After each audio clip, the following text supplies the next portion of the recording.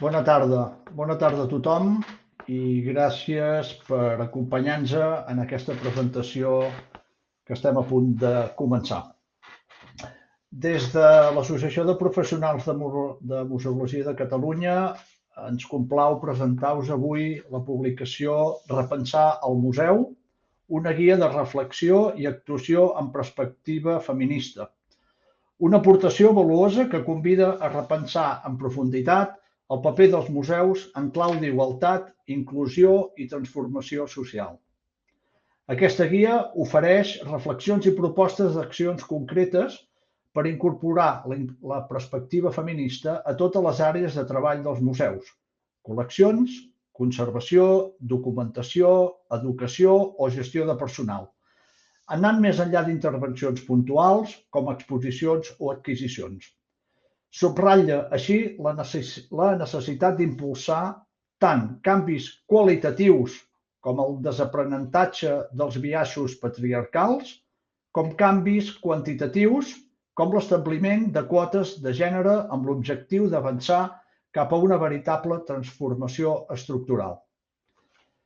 Pensada per a museus de totes les tipologies i dimensions, la guia ofereix estratègies viables i adaptables a diferents realitats institucionals, tot incorporant experiències inspiradores, especialment de museus locals i nacionals, que demostren el potencial de la perspectiva feminista com a eina de canvi social i professional. Des de l'associació volem expressar el nostre agraïment a la Lilian Cuesta, autora de la publicació, membre del grup de treball Museus i Gènere de la xarxa de Museus d'Història i Monuments de Catalunya, per la seva rigorosa i compromesa aportació. Així també agraïm en el mateix grup de treball per la seva tasca de recerca, reflexió i impuls d'aquesta iniciativa. I també volem donar les gràcies al coordinador de la xarxa, David Santaolària, per fer possible la presentació d'avui. En Repensar el museu, reafirmem el compromís del sector museístic català amb una mirada feminista transversal, capaç de generar canvis reals i sostenibles a les institucions culturals del nostre país. Estem segurs que serà una bona eina de treball i que serà del vostre interès. Abans de donar la paraula a la senyora Sònia Blasco, cap del Servei de Museus i Béns Mobles del Departament de Cultura, a qui també li agraeixo que ens hagi volgut acompanyar a la presentació avui, us explico una mica 4 dades per al desenvolupament de la jornada. La presentació durarà aproximadament 60 minuts, i llavors donarem un torn de preguntes, que més o menys podrà durar un quart d'hora, i les preguntes ens les podeu fer arribar, preguntes o comentaris, a través del xat. Llavors, un cop la Liliana hagi finalitzat la seva presentació, farem aquest torn de preguntes que ho farem a través del xat. I finalment també vull donar les gràcies a en Dídac Roger de Quineina Audiovisuals, que és el que ens està donant el suport tècnic perquè tot això avui funcioni i la presentació vagi tot com ha d'anar. Res més, torno a insistir l'agraïment per voler-nos acompanyar avui. La presentació s'enregistra pel fet que després es pugui penjar en la web nostra o en la web de la mateixa xarxa de Museus d'Història i Monuments de Catalunya o del servei. Res més, moltes gràcies i li passo la paraula a la senyora Sònia Blasco. Molt bé, molt bona tarda a tothom. Per mi, no sé si ja havia sortit, torno a repetir per si de cas. Molt bona tarda a tothom. Com deia el Joan, moltes gràcies per acompanyar-nos. Per mi és un plaer i és una satisfacció poder participar en la presentació d'aquesta publicació Repensar el museu. El nostre agraïment també, dic el nostre perquè parlo en nom del Servei de Museus, tant l'Associació de Professionals de la Museologia com a la xarxa de Museus d'Història i Monuments, com a grup de treball de Museus i Gènere d'aquesta mateixa xarxa i, evidentment, també a la Lilian i al Dídac que avui ens acompanya.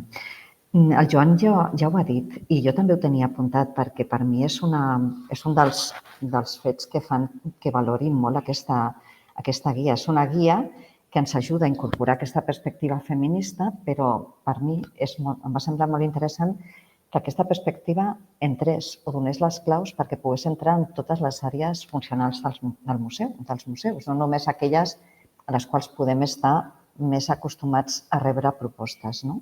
Per tant, és una visió transversal que tots sabem que és molt necessària i, a més, que està adreçada a tot tipus de museus.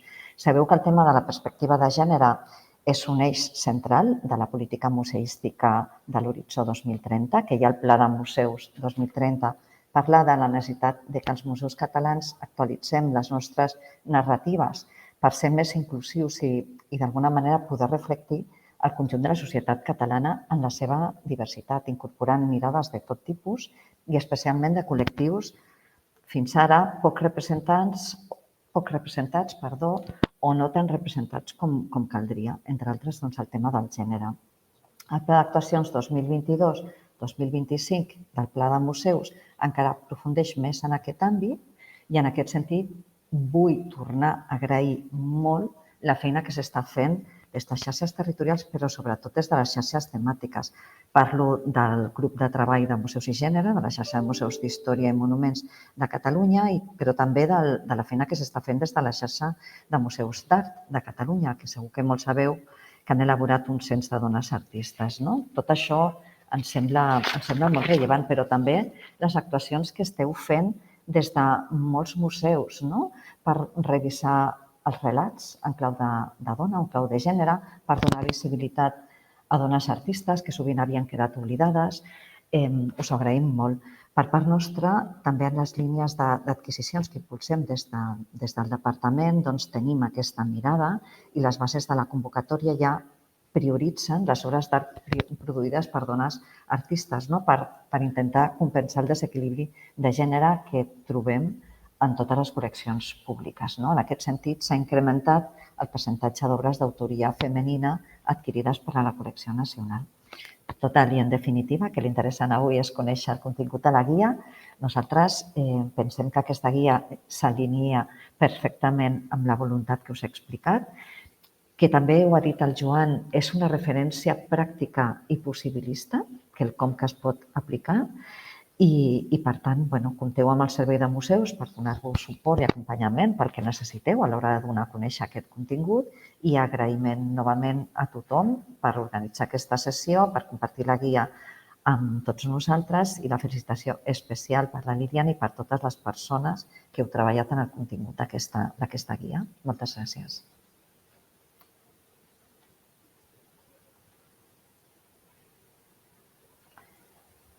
Bueno. Buenas tardes. Muchas gracias, Joan y Sonia, por las presentaciones y por los agradecimientos. Yo también, en nombre del Grupo de Treball Museus i Gènere, quería agradecer la posibilidad que nos ha dado la Asociación de Profesionales de la Museología de Cataluña poder presentar y difundir esta guía que ya ya hemos presentado previamente, ¿no? Pero bueno, ahora se nos ha dado este espacio y lo agradecemos mucho. Bueno, pues voy a empezar a presentar la guía. Únicamente, muchas gracias. Bueno, pues a ver, voy a intentar, la verdad es que es una guía, como ha comentado Sonia, que incluye todas las funciones clásicas de los museos.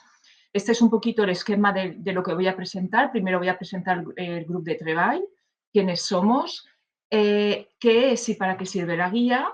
Y luego entraremos ya en la estructura y los contenidos para pasar un poquito a desgranar estas funciones. Pero he de decir que hay mucho contenido. Entonces, voy a intentar, abordar los temas, las problemáticas que la guía va abordando. No creo que tenga tiempo en profundizar mucho, pero luego, como tenemos un espacio también de debate o de preguntas, pues siempre se pueden plantear dudas, preguntas, Como verán también he puesto ilustraciones también para que sea un poquito más ameno, que hacen referencia muchas de ellas a las prácticas inspiradoras que la guía también incluye para cada uno de los apartados. Ahora lo comentaré. Bueno, ¿quiénes somos? Para quienes no conozcan el Grupo de Treballs Museus de Gènere, como ha comentado Sonia, es un grupo que se creó en 2017 en el seno de la Xarxa de Museos d'Història y Monuments de Cataluña, y con el objetivo de cuestionar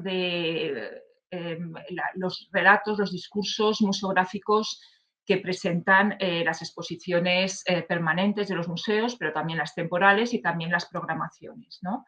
Y también la idea, que verán que está muy visible en la propia guía, que era aplicar la perspectiva feminista a todas las funciones del museo y no solo aquellas más visibles de cara a la sociedad.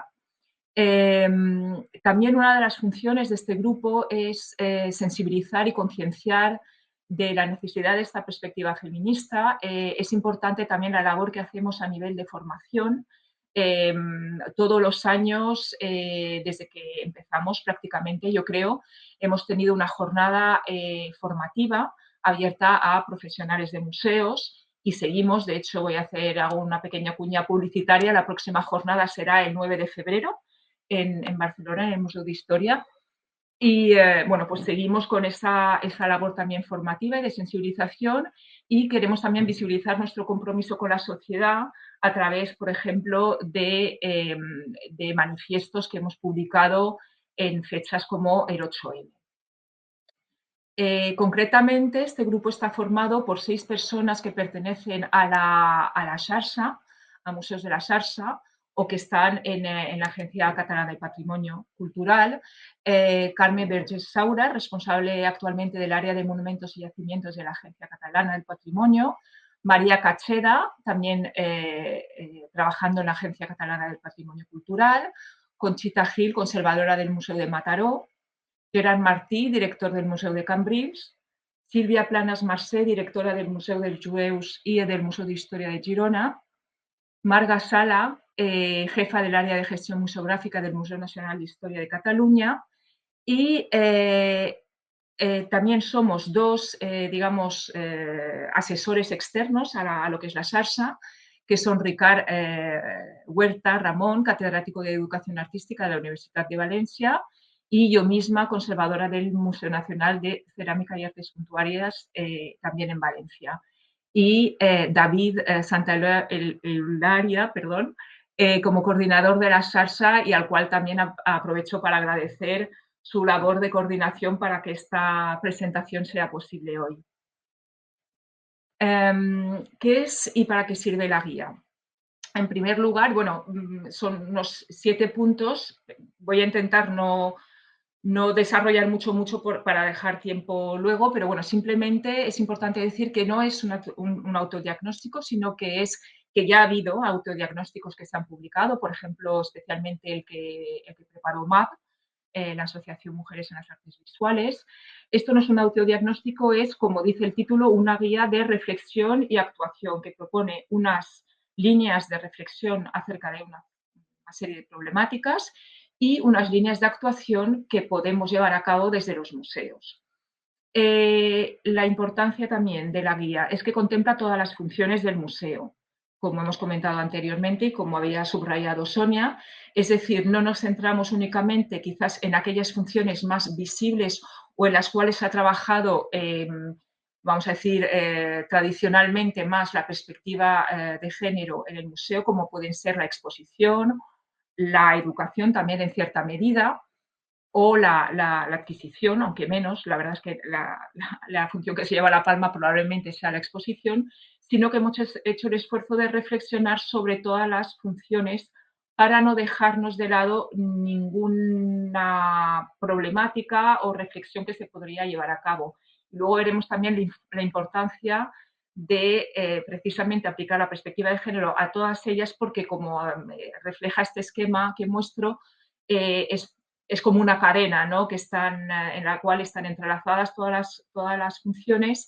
Si no aplicamos esta perspectiva feminista a las funciones que vienen antes de la propia exposición, difícilmente podremos exponer desde una perspectiva feminista, ¿no? Además, tiene en cuenta, incluye también las colecciones, el público y los profesionales. Esto lo dejo para luego porque lo veremos en una tabla de manera mucho más gráfica y sencilla. Pero la importancia de que contempla estos 3 aspectos, además de todas las funciones del museo. Muy importante también tiene en cuenta aspectos tanto cuantitativos como cualitativos. Es cierto que cuando se habla de perspectiva de género, quizás ahora menos, pero sobre todo al principio, quizás de los años 2000, 2010, lo que se ponía digamos, en primer lugar eran aspectos más bien cuantitativos, ¿no? Cuántas mujeres están expuestas en la permanente, cuántas están en almacenes, de cuántas mujeres ha adquirido, ¿no? Mucho en torno a la autoría, y hablaremos luego de esto, y en torno a números, ¿no? Pero no podemos reducir esta perspectiva feminista, como veremos, a cuestiones únicamente cuantitativas, porque hay aspectos que son puramente cualitativos, veremos ejemplos, que son también importantes, que no se pueden cuantificar, pero que dependen más de un cambio de mirada, de una reflexión, de un cuestionamiento de nuestras maneras de pensar y de trabajar. Por otro lado, y creo que también lo ha subrayado Sonia en su presentación, pretende servir a todo tipo de museos. Es decir, es cierto que esta guía, digamos, que surge de este grupo de trabajo que es de una xarxa de museos de historia, y es cierto que el foco se suele poner tanto desde la academia como desde los medios de comunicación y los museos de arte. Entonces también hay una reivindicación de esta diversidad tipológica de museos a los cuales podemos aplicar esta guía. Es decir, las problemáticas no son las mismas en un museo de arte que en un museo arqueológico, que en un museo etnológico o en un museo de historia, o museo de artes decorativas, o una casa de museo, o museo de ciencias incluso. Es decir, hemos intentado tener en mente esa diversidad tipológica para que sea aplicable a cualquier tipo de museos. Luego es una guía también que pretende ser realista, práctica y viable, o eso esperamos en cualquier caso, dirigida obviamente a profesionales de museos, en primer lugar, para que puedan aplicarla en estas acciones que proponemos, que son acciones que no conllevan tanto un gasto económico como de personal, sino que incluyen, y no digo por ello que no sea menos difícil, un cambio de mirada, pero proponemos acciones que se puedan llevar a cabo, o eso esperamos. Y por último decir que es una guía que está abierta, que para nada es una Biblia, ni mucho menos, sino que está abierta a sugerencias, tanto a nivel de los propios contenidos como de las propias prácticas inspiradoras que hemos incluido dentro de la guía, y por ello ponemos a disposición este correo electrónico para que nos lleguen sugerencias y que podamos quizás en un futuro ampliarla, reeditarla, enriquecerla con la aportación de las personas que estén interesadas en ella. La estructura es la que ven, por lo tanto, está estructurada en estas funciones: colectar, conservar, documentar, investigar, exponer, coeducar, comunicar, y un último apartado dedicado quizás a una mirada más transversal, una cuestión más transversal, pero también muy importante, como es la gestión, la organización interna y el funcionamiento del museo. Este aspecto no lo voy a abordar hoy, pero estamos abiertos en el espacio de preguntas y de debate a poder hablar de él. Es un aspecto, quiero incidir en él, no lo he incluido por cuestiones, yo creo, de tiempo únicamente, no porque no sea importante, ni mucho menos, porque es un aspecto que de hecho no suele estar abordado en la investigación, en los estudios que se hace sobre perspectiva feminista y museos, pero también hay que pensar en las personas que estamos trabajando en los museos y cómo estamos trabajando y cómo nos estamos organizando y si estamos aplicando la perspectiva feminista en nuestras maneras de trabajar, de organizarnos, de relacionarnos entre profesionales, entre personal, estamos hablando de jerarquías, de discriminaciones, etcétera. Pero bueno, es un tema muy interesante, luego también se puede abordar en el espacio de debate. Como comentaba, bueno, en esta tabla la pongo para que se pueda ver mejor esta estructura. Tenemos a la izquierda estos apartados que acabo de comentar y como ven en las columnas, estos tres aspectos que comentaba antes, colecciones y objetos, público, comunidad, sociedad, en términos más amplios, y luego profesionales y personal. Y entonces, para cada función, hacemos ese trabajo de reflexión y de propuesta de acciones. Es una manera, digamos, de no olvidarnos nada o por lo menos intentar no olvidarnos nada. Obviamente, como he dicho, es una guía que está abierta a sugerencias y a mejoras, porque no somos, vamos, hay que ser humildes y, bueno, esto es un trabajo colectivo, de reflexión colectiva, pero por supuesto siempre se puede mejorar. Pero bueno, esta era una manera, digamos, de forma sistemática tratar cada una de las funciones cruzadas con cada uno de estos tres aspectos, ¿no? Entonces, ya entrando en materia y abordando ya el primer apartado, que es el de la colección, el de la adquisición, aunque preferimos este término de colectar, porque a veces no solo se adquiere mediante un desembolso económico, sino que se colecta, por ejemplo, para museos de antropología o de etnología o museos de sociedad. Cruzamos entonces esta primera función con la autoría, el público y la sociedad y nos preguntamos si debe ser el género de la autoría un criterio a tener en cuenta a la hora de adquirir objetos.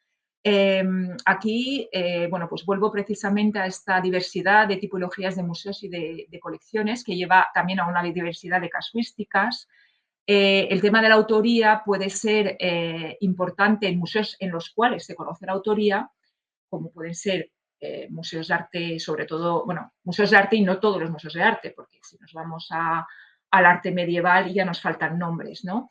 Entonces, es subrayar la importancia de que existen autorías conocidas, pero también desconocidas, autorías y una diversidad de autorías individuales, compartidas o colectivas. Ahora veremos como ejemplos brevemente.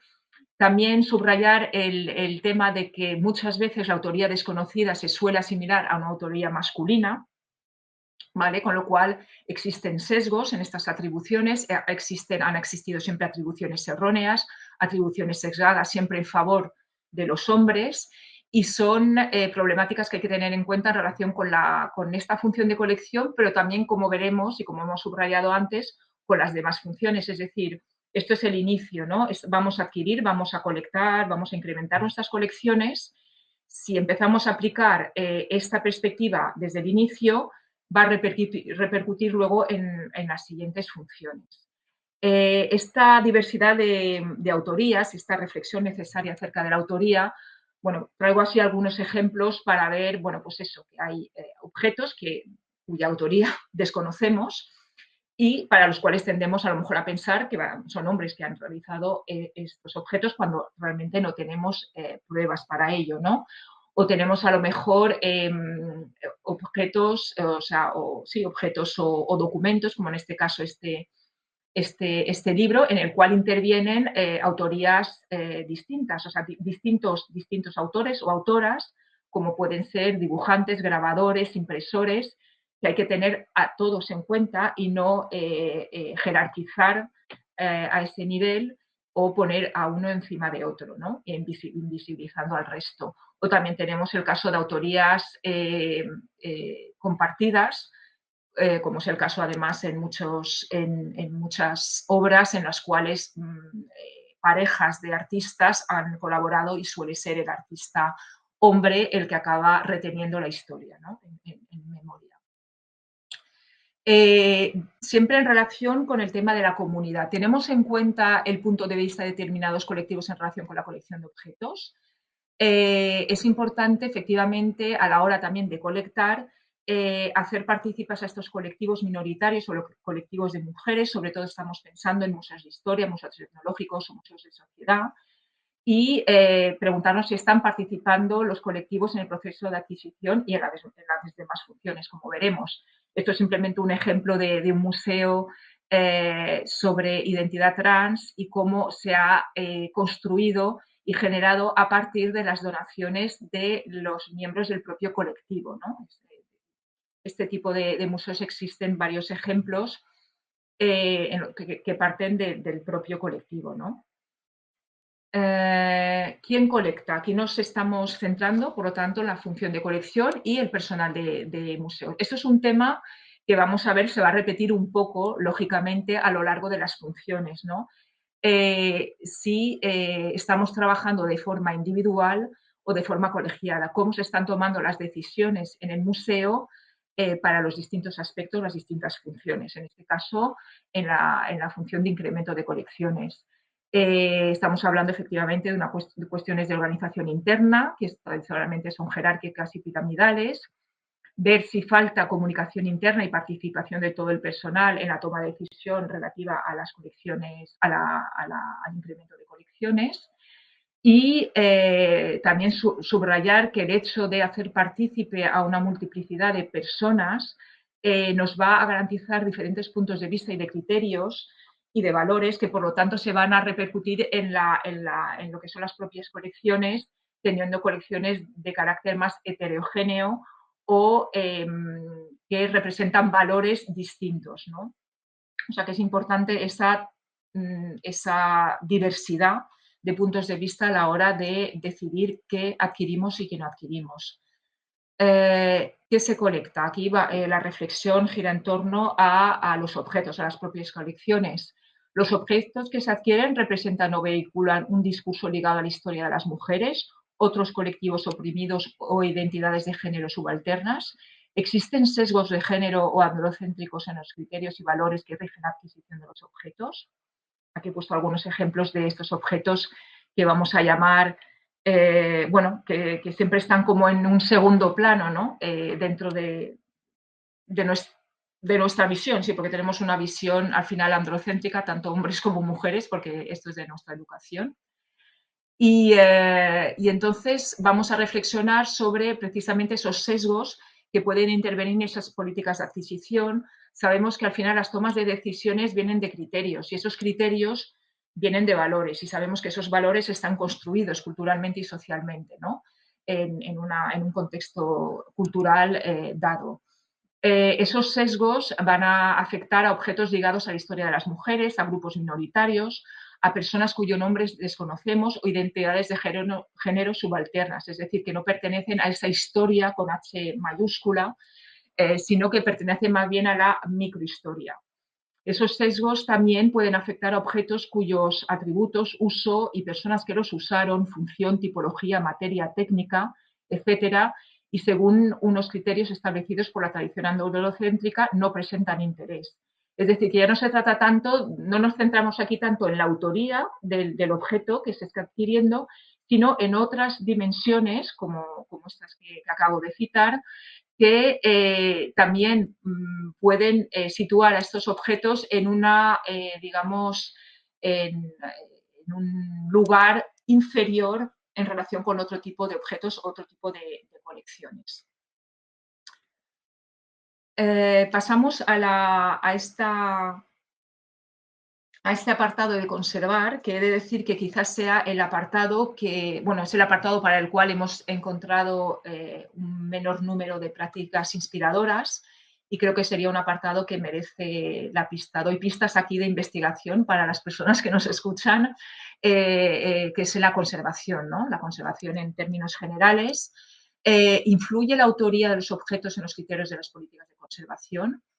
Hay que decir que ya decidir adquirir, o sea, el hecho ya de decidir que un objeto va a formar parte de nuestra colección, ya es decidir preservar y conservar. Vale, una vez que están estos objetos en las colecciones, está esa decisión de las acciones de conservación que vamos a llevar sobre este objeto, sean acciones de conservación preventiva, de conservación curativa o de restauración. Y entonces ahí nos podemos plantear si existen sesgos relacionados con la autoría en esa toma de decisiones, ¿no?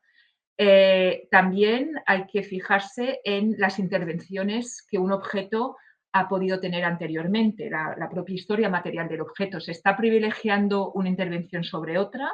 ¿Con qué criterios estamos privilegiando? Es decir, ¿vamos a deshacer una intervención anterior?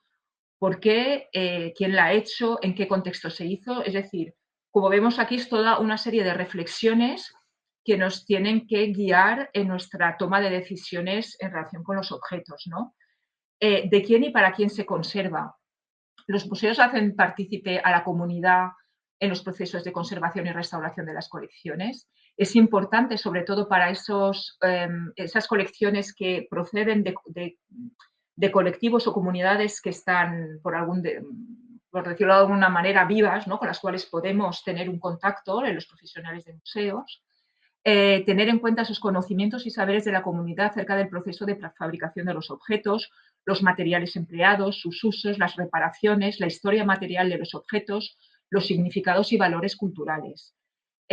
También subrayar el caso de las colecciones de otras culturas. Ya no estamos hablando de colectivos dados dentro de nuestra propia cultura, sino de objetos que proceden de otras culturas. Tener en cuenta los saberes y conocimientos sobre las dimensiones materiales de esos objetos que estamos adquiriendo o que ya tenemos en nuestro museo.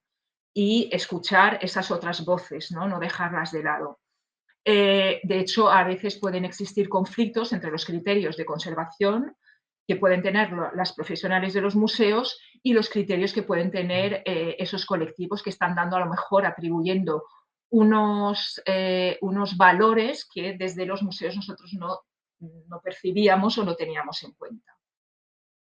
¿Quién conserva? Aquí nos fijamos en el personal del museo. Mismas problemáticas. ¿Quién está tomando las decisiones referentes a la conservación y cómo se toman estas decisiones? ¿No? Hemos hablado de ello para adquisición, no voy a volver sobre ello, pero sí que hay que volver a subrayar la interrelación estrecha que existen entre las funciones de conservación y de exposición. Generalmente, o muchas veces ocurre que se interviene aquello que se va a exponer, ¿no? Entonces, es importante que si aplicamos esta perspectiva feminista en el tema de la conservación, luego va a influir o a reflejarse más tarde a la hora de exponer. Y a veces también puede ocurrir que haya directrices externas a la institución que, digamos, de alguna manera entren en conflicto con las propias posturas que tiene la institución. También eso puede ocurrir, ¿no? Ahora, la función de conservación con relación a los objetos y las colecciones. ¿Qué criterios estamos aplicando a la hora de decidir sobre la conservación de las colecciones? Aquí nos hacemos muchísimas preguntas. ¿Qué valor estamos otorgando a según qué colecciones y objetos? ¿En qué disciplinas o categorías estamos colocando los objetos? ¿Cómo los categorizamos? Porque un objeto lo incluimos en la categoría arte y otro en la categoría de artes decorativas, por ejemplo, que sabemos que tradicionalmente y según el canon occidental están en una posición inferior.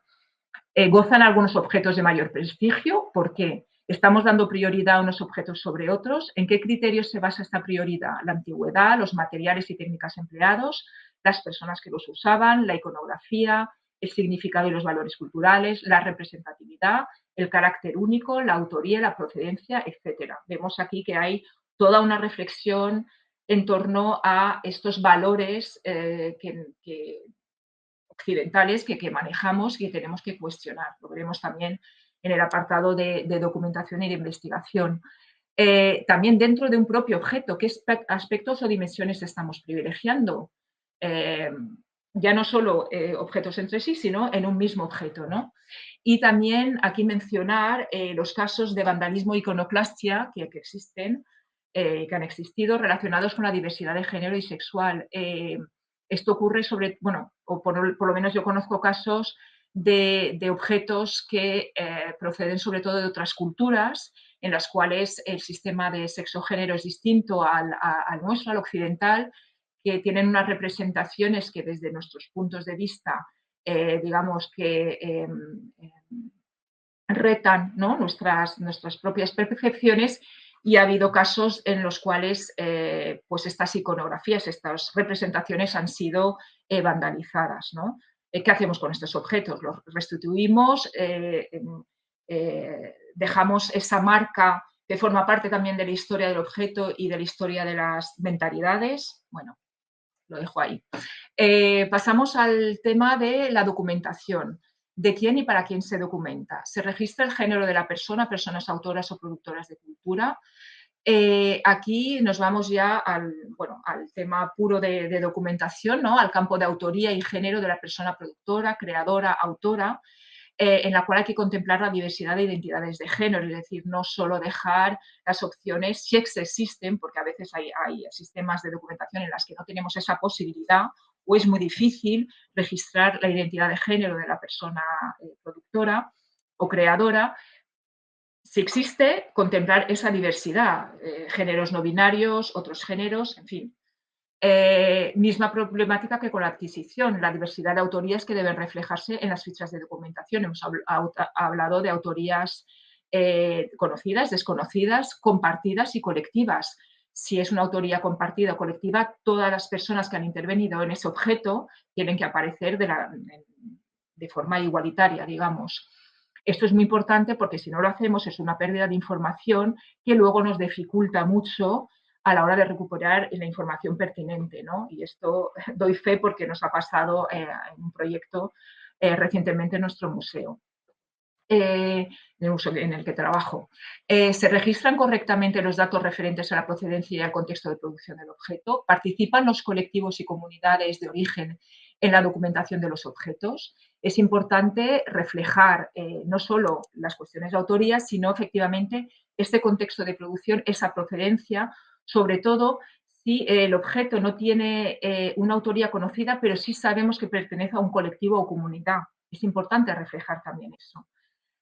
Porque nos va a dar información sobre el propio objeto. Hay que evitar también esos sesgos y estereotipos de género cuando no conocemos la procedencia. Tendemos a lo mejor a hacer atribuciones por nuestros propios preconcepciones, ¿no? O sesgos o prejuicios que tenemos. Y es importante, como siempre, para todas las funciones, hacer partícipe a la comunidad en los procesos de documentación de los objetos, ya que pueden aportar una formación muy valiosa. ¿Quién documenta? ¿Tienen las personas encargadas del registro de información acerca de los objetos una formación específica en materia de perspectiva feminista? Aquí hay que distinguir las personas que están encargadas en el museo de cumplimentar los campos de las fichas de catalogación y las personas que han diseñado estos sistemas de documentación. Aquí he puesto dos sistemas, el que se utiliza en Cataluña, luego el que utilizamos en los museos estatales y que se utiliza también en otros museos. Claro, estos sistemas no se han diseñado en los museos, se han diseñado en los servicios centrales por grupos de trabajo que se han creado específicamente para ello y estas personas también tienen que tener una formación en este aspecto a la hora de diseñar estos campos y estas fichas de documentación. Es importante que haya una diversidad de perfiles profesionales porque estamos hablando de esta diversidad de tipología, ¿no? De museos. Entonces, los tesauros tienen que ser válidos, tienen que abarcar una diversidad, ¿no? Y una heterogeneidad en cuanto a al tipo de colecciones que puedan garantizar una diversidad de enfoques y de puntos de vista. ¿Qué y cómo se documenta? Los tesauros y las descripciones incluyen términos relacionados con el género. Más allá de la autoría de los objetos, también hay otros campos que pueden conllevar información que nos informa, que nos documenta, nos informa sobre los sistemas e identidades de género. Hay una necesidad de un tesauro de convocar los específicos relacionados con el género y el feminismo en clave de diversidad y de perspectiva interseccional, que muchas veces no está. Entonces, a la hora de recuperar a lo mejor información, ya no tanto relacionada con la autoría, sino con a lo mejor con la iconografía, con el uso del objeto, con los materiales y las técnicas utilizadas que pueden estar relacionadas con identidades de género o cuestiones relacionadas con el género en términos generales, no podemos recuperar esa información, ¿no? Y luego también un tema importante son los casos de términos específicos que se utilizan en culturas o colectivos determinados y que reflejan unas realidades sociales distintas a las que manejamos en nuestro sistema occidental de sexo-género, porque si aplicamos nuestros valores y nuestros términos incluso a ciertas realidades que están fuera de nuestra propia cultura nos va a llevar a errores de interpretación. Entonces es importante consignar en esos campos de catalogación esos términos específicos. La investigación. En relación con la autoría, según qué criterios y valores investigamos la autoría de los objetos en las colecciones. Bueno, aquí, como ya he ido un poquito anunciando este tema, el canon occidental ha solido centrarse tradicionalmente en las autorías conocidas individuales, relegando a un segundo plano las de colectivos, grupos discriminados como las mujeres o de culturas minoritarias o de clases sociales más desfavorecidas, ¿no?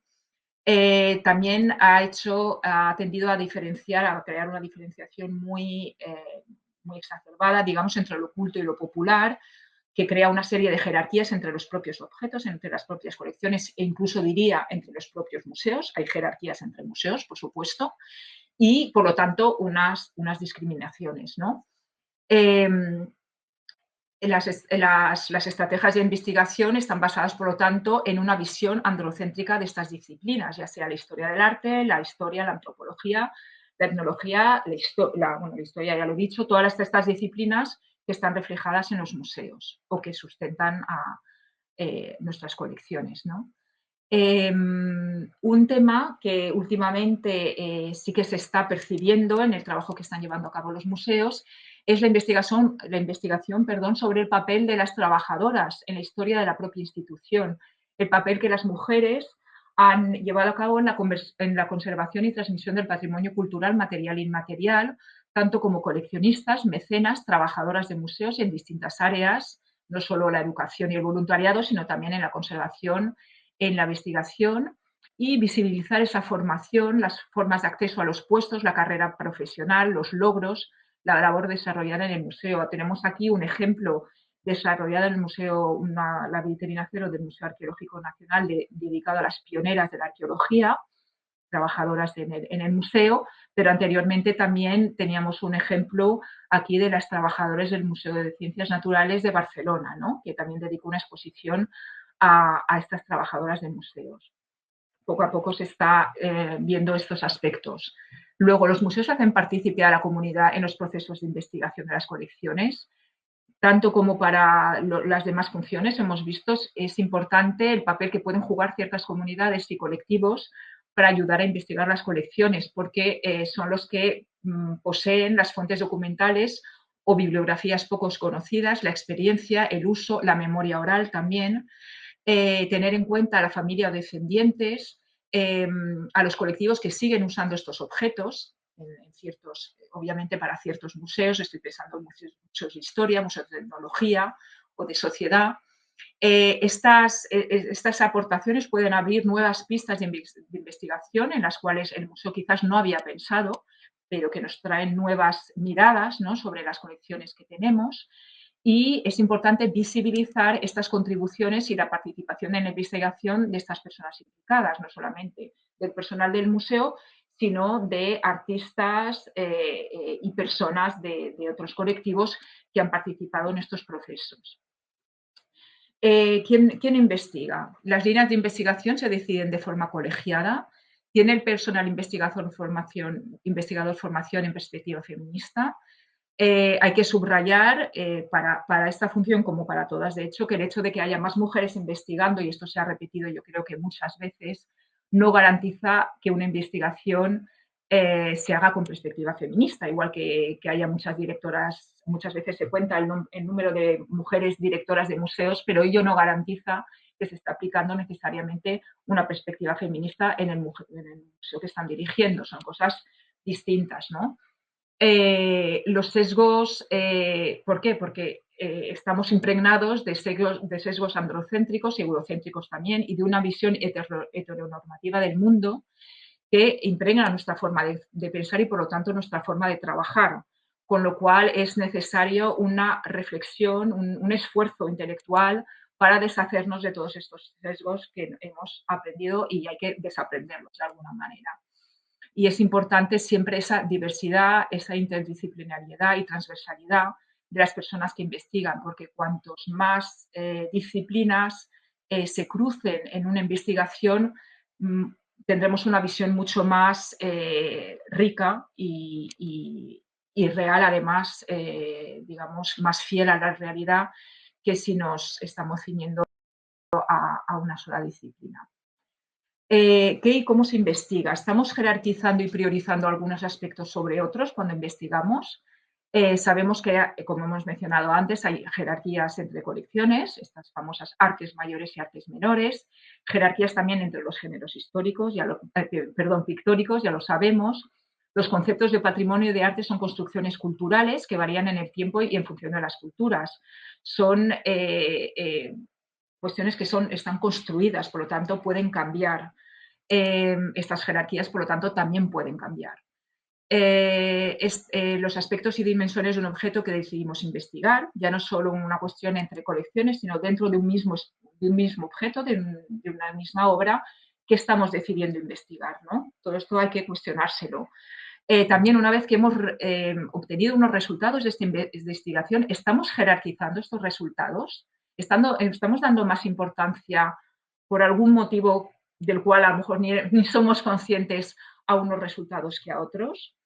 Es importante también aplicar el enfoque interseccional, ya hemos hablado de él, pero es muy importante y en el grupo, estamos reflexionando, de hecho, sobre este enfoque interseccional, tanto en el proceso de investigación como en todas las funciones del museo.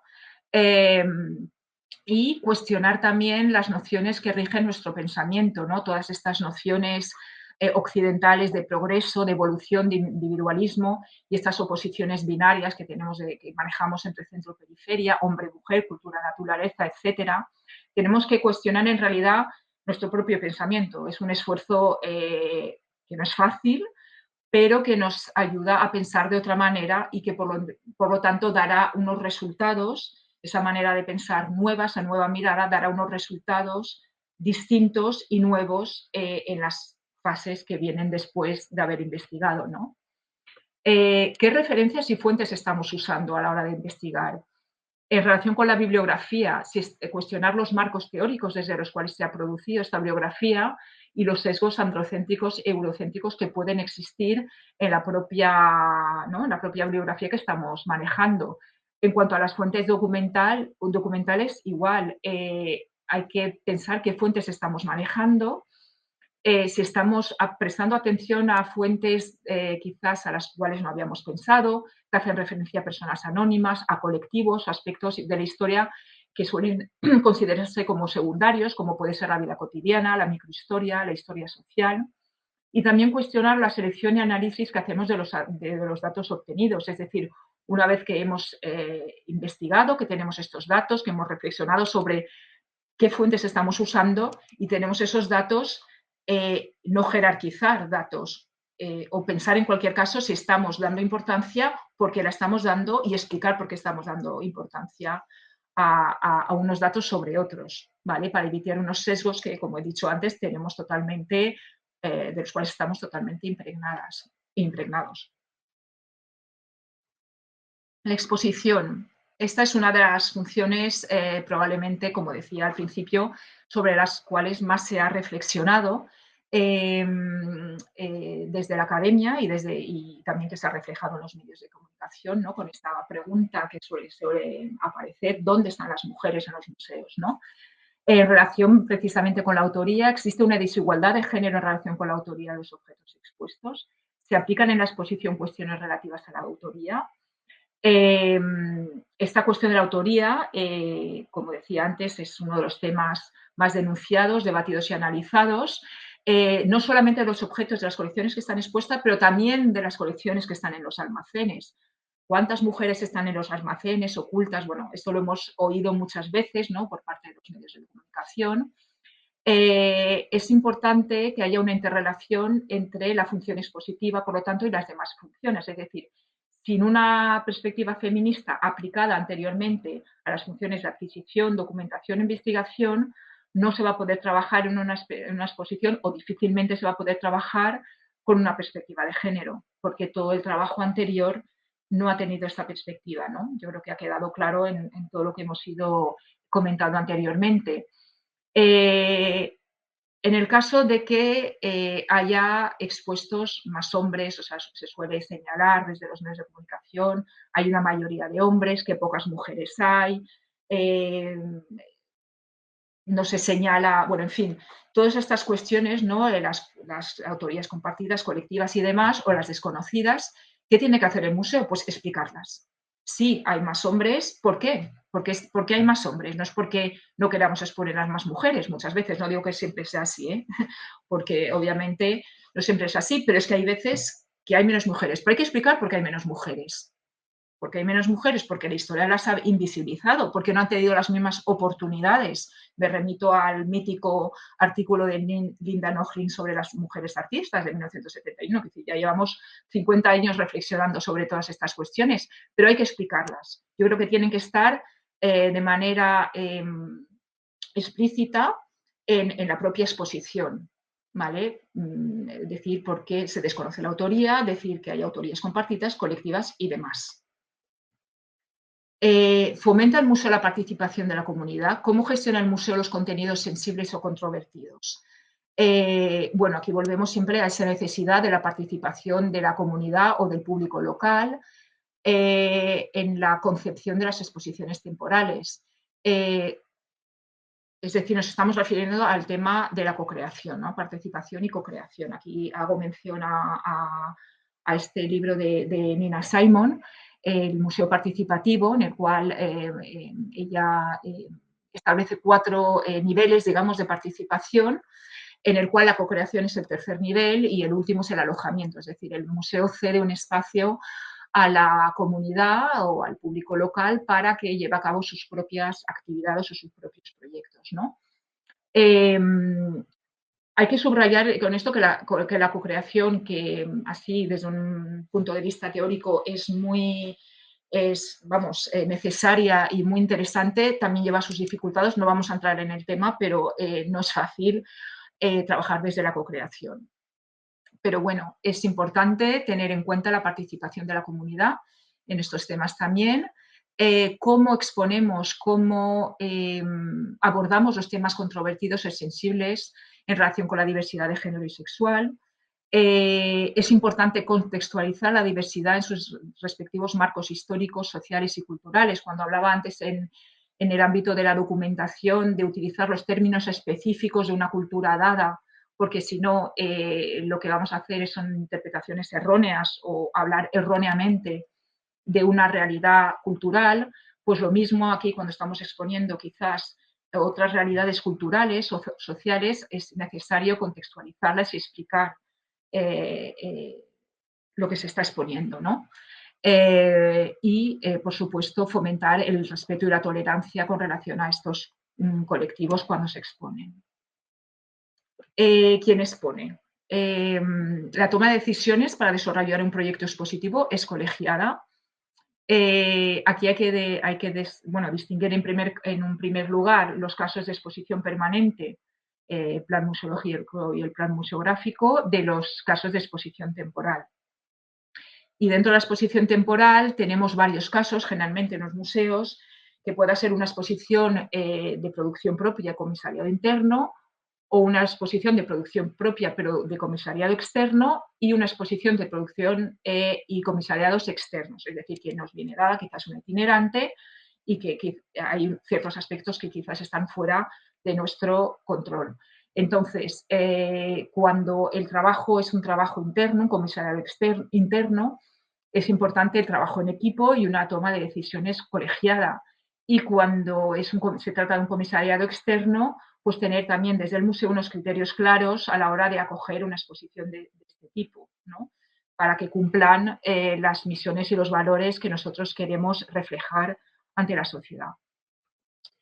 Está formado el personal en perspectiva feminista, el mismo tema que antes, el tema de la formación, que es muy importante. Volvemos a la idea de que el hecho de que haya mujeres en la toma de decisiones no garantiza tampoco por sí solos la adopción de una perspectiva feminista. Es un error pensar que la paridad por sí sola, tiene que haber paridad, por supuesto, pero tiene que haber formación también, porque no todo el mundo está formado en feminismo y perspectiva de género, y es necesario que desde las administraciones haya una formación continua en esta materia, al igual que tiene que haber una formación en museología y en este cruce entre exposición y feminismo y perspectiva de género. ¿Qué y cómo se expone? ¿Qué significa exponer con perspectiva feminista? Más allá de la autoría, de la cual ya hemos hablado, exponer con perspectiva feminista no es o no solo necesariamente exponer a mujeres. Creo que esto ya ha quedado claro, ¿no? Hasta hay que distinguir, por una parte, el tema de la autoría de otros aspectos que también conllevan las colecciones, ¿no? Lo hemos visto también para la investigación, para la documentación, etcétera. La perspectiva feminista se aplica también en la selección de los objetos para exponer, en la construcción del discurso y en la forma en que estamos exponiéndolos, ¿no? Aspectos de los objetos relacionados con la historia de las mujeres, por ejemplo, el uso, la función, el modo y contexto de producción, los materiales y técnicas o sea, toda esa dimensión material del objeto, la propiedad, a quién pertenecían los objetos, las formas en que circulaban, en que se vendían, se intercambiaban. Todos estos aspectos, que a veces no incidimos tanto en ellos, también nos están hablando del sistema de identidades de género y del sistema de sexo-género de una cultura dada, ¿no? Entonces, aparte de la autoría, todos estos aspectos se tienen que investigar y que trasladar a la exposición. Esto nos va a permitir, pues, generar nuevos relatos, que es una de los temas que el grupo de treball tiene como objetivo, ¿no?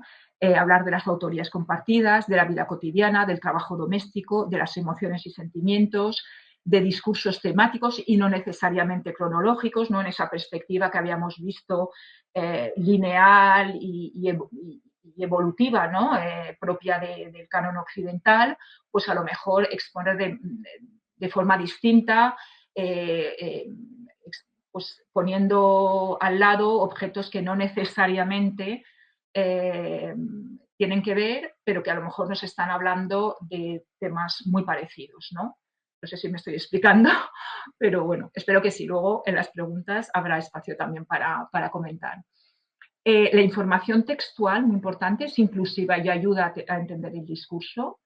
El uso del lenguaje inclusivo es muy importante, supresión del uso del masculino genérico, de los sexistas, androcéntricos, eurocéntricos, heteronormativos y discriminatorios en general, con cualquier tipo de, no solamente con el género ni la orientación sexual, sino con la edad, con la diversidad funcional, con la etnia, etcétera, etcétera, la religión y demás.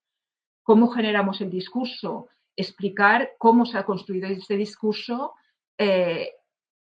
explicar lo que comentábamos antes, porque hay ausencias, porque hay lagunas, porque hay desigualdades de géneros, explicitar los criterios de selección de los objetos. Esto igual ayudaría a entender mejor y a lo mejor a evitar errores quizás malentendidos o errores de interpretación por parte del público visitante, ¿no? Creo que el museo tiene que explicitar las decisiones que está tomando, que están detrás de todo ese trabajo, cuyo resultado es una exposición, ¿no? Que vemos, ese es el resultado final, pero detrás hay una serie de toma de decisiones. ¿Por qué no explicitarlas, ¿no? en el propio discurso de la exposición?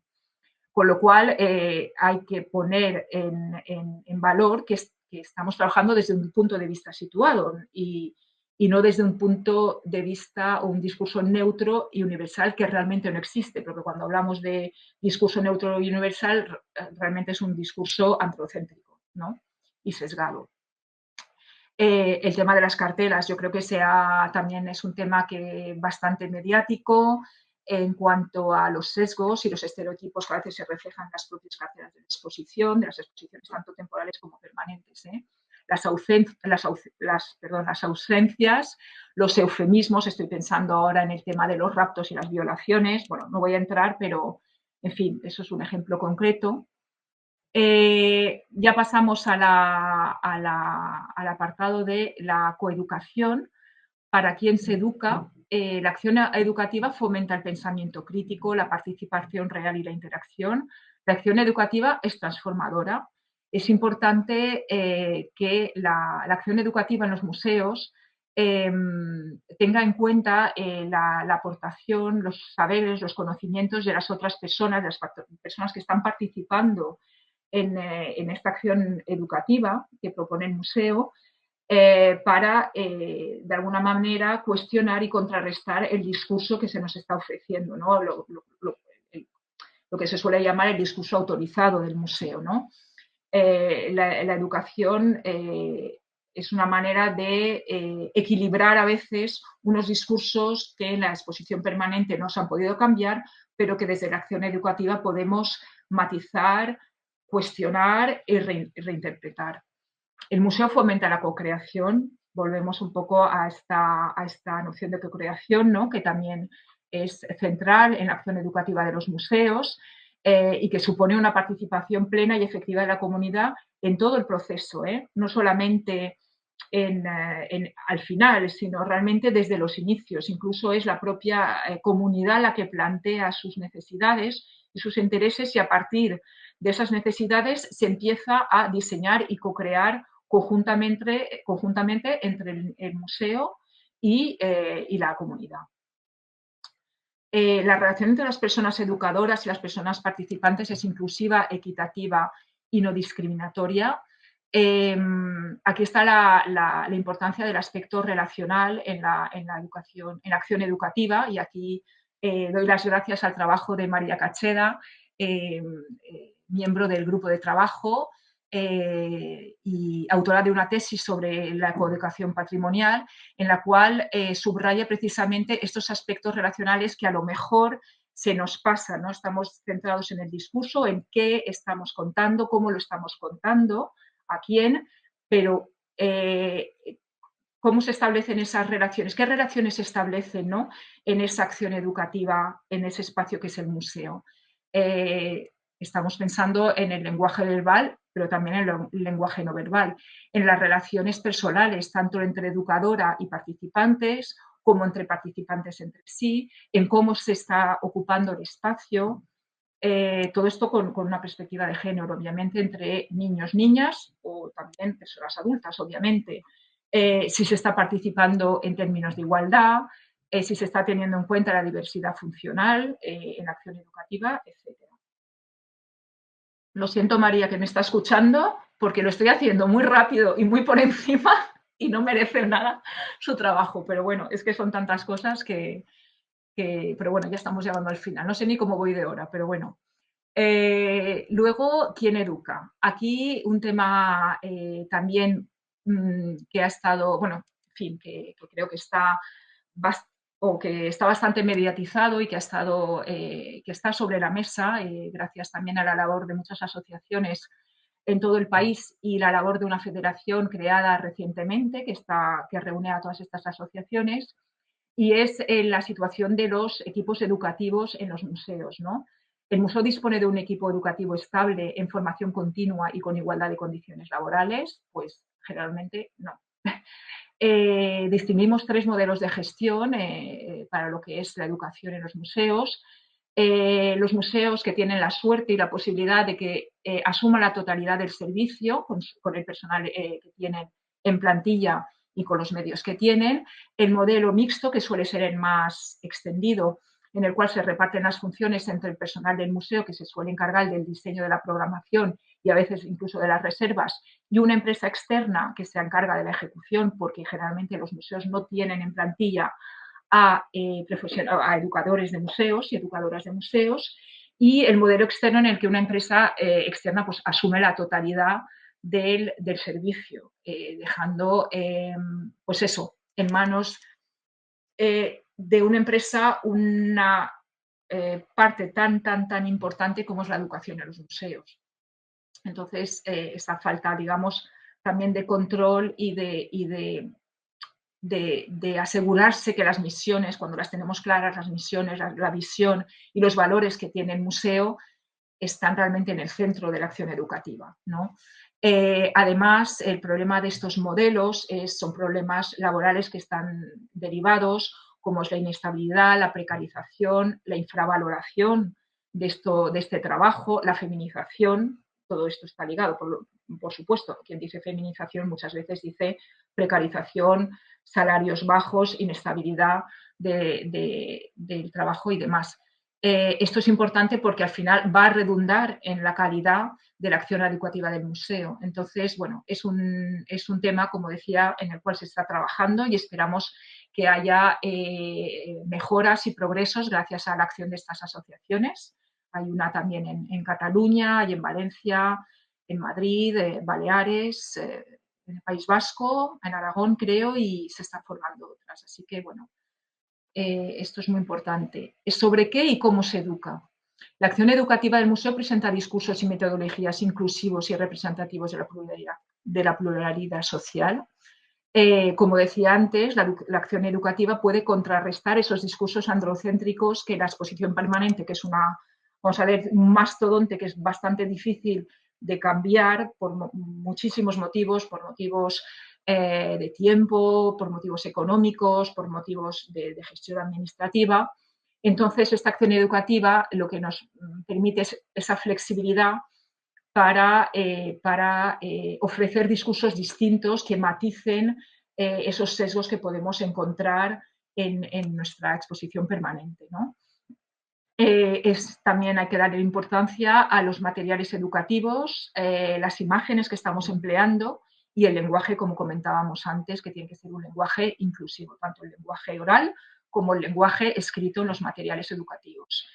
Y un aspecto que muchas veces se nos olvida o no podemos hacer por falta de tiempo, que es la evaluación. Se evalúan los diferentes aspectos que garantizan una acción coeducativa: adaptación del relato, uso del lenguaje exclusivo, equidad participativa, recursos educativos pasivos y grado de participación, ¿no?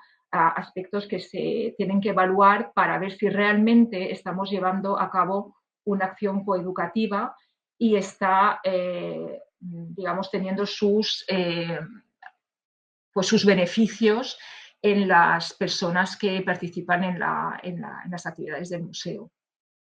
Y en última instancia en un cambio social o transformador para la sociedad. Y el último apartado, como comentaba, el de comunicar. Se posiciona el museo con respecto a los colectivos invisibilizados o discriminados. Aquí lo que nos planteábamos es que las redes sociales, como canales de comunicación tan presentes hoy en día en nuestras vidas, y para bien y para mal, por supuesto, como todo, más allá de ser una mera vía de comunicación de la actividad del museo, pensamos también que tienen que ser usados para que el museo se posicione. Es decir, si creemos firmemente que el museo se tiene que posicionar en relación con ciertos temas que atañen a la sociedad, ¿no? Temas sociales, debates, temas controvertidos, causas por las que luchar, que tienen todas ellas que ver, no es una cuestión de ideología política, es una cuestión de derechos humanos, ¿no? Entonces, bueno, pues aparte de ser, pues eso, un canal para comunicar sus propias actividades, el museo se tiene que posicionar, pero claro, hay que llevar a cabo una reflexión sobre qué postura se adopta, cómo comunicamos y cómo hacemos partícipe también a los colectivos en las acciones de comunicación del museo. ¿Quién comunica? Aquí nos hemos centrado en el tema de la comunicación interna participativa, que es un tema quizás que también tiene más que ver con la organización interna del museo, pero que forma parte de la comunicación. La comunicación, hay como dos grandes patas: la comunicación externa, en la que pensamos en primer lugar en general, y la comunicación interna, que dejamos claramente de lado.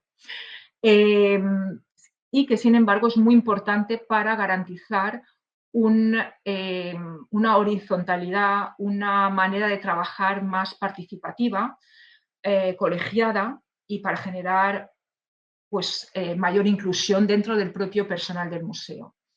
A veces, por falta de información, estamos excluyendo a personas que trabajan en el museo de lo que estamos haciendo en el museo. Hay que trabajar en canales de comunicación interna descendente, por ejemplo, es decir, que digamos, va de arriba abajo, como el boletín digital interno, un tablón de anuncios, reuniones, correo electrónico interno, intranet para que llegue al conjunto del personal, pero también canales de comunicación ascendente, es decir, que va del personal hacia el equipo directivo, como un buzón de sugerencias o unas encuestas también.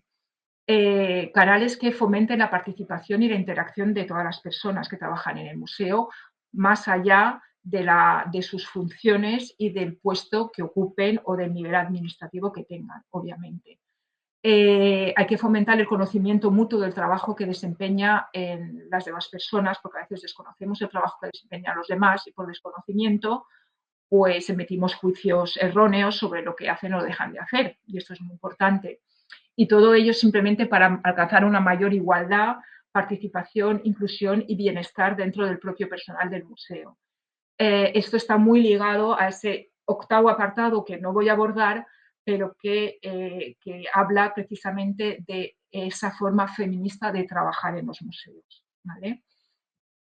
¿Qué y cómo se comunica? ¿Qué relatos comunica el museo? ¿Estamos comunicando claramente los valores de la institución y la visión y misión, si es que el museo los tiene claros, porque hay museos que no los tienen claros, pero los estamos comunicando claramente, estos valores de igualdad, de diversidad, de inclusión, de sostenibilidad, si el museo está comprometido con los ODS, con los derechos humanos, etc.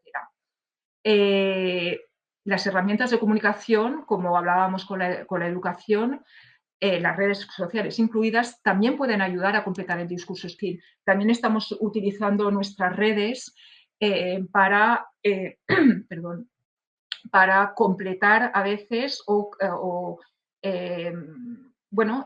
comunicar sobre ciertos aspectos que no están presentes en la exposición permanente, pero que podemos completar con una nueva mirada, y esto creo que lo estamos haciendo todos los museos para el 8M, el 25N o para el Día del Orgullo también.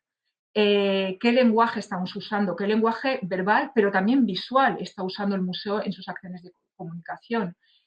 Volvemos otra vez a la importancia del lenguaje inclusivo y también muy importante, y aquí traigo un ejemplo que sé que me voy a detener un poquito sobre él, que en realidad había aquí una pequeña animación, pero bueno, ya aparece todo de una, pero no pasa nada. El uso de las imágenes, a veces no nos detenemos a pensar en qué imágenes estamos usando como canales de comunicación, qué imágenes, fotografías o vídeos estamos usando. Aquí traigo, por ejemplo, este ejemplo de digamos que el banner de arriba es la imagen de comunicación de este congreso que se llama un siglo de estrellas fugaces, que se celebró en el Museo Nacional del Prado, sobre mujeres artistas. Este detalle que vemos pies de mujer, se ve por los zapatos, es una mujer, pues realmente el cuadro es un detalle de este cuadro que vemos aquí en grande, que aparece pues el clásico desnudo femenino, con una visión totalmente masculina sobre el cuerpo femenino. Bueno, no me voy a extender, creo que se entiende, ¿no?, lo que quiero decir. Es decir, estamos organizando un congreso sobre mujeres artistas, pero estamos usando como imagen para comunicar ese congreso una imagen totalmente digamos, en contraposición con lo que se supone que queremos comunicar con ese congreso. No sé si me explico. Es decir, que también hay que tener en cuenta qué imágenes estamos usando cuando comunicamos. No solamente el lenguaje, sino este lenguaje visual que además hoy en día es tan importante porque al final nos basamos en imágenes, en vídeos cortos y demás en redes sociales. Y bueno, pues sin más, vuelvo a poner este correo de contacto del grupo. Se me ha olvidado de ponerlo ahí porque siempre lo pongo, pero se me ha olvidado. Muchísimas gracias por su atención. Un saludo. Gracias. Un saludo. Muchas gracias.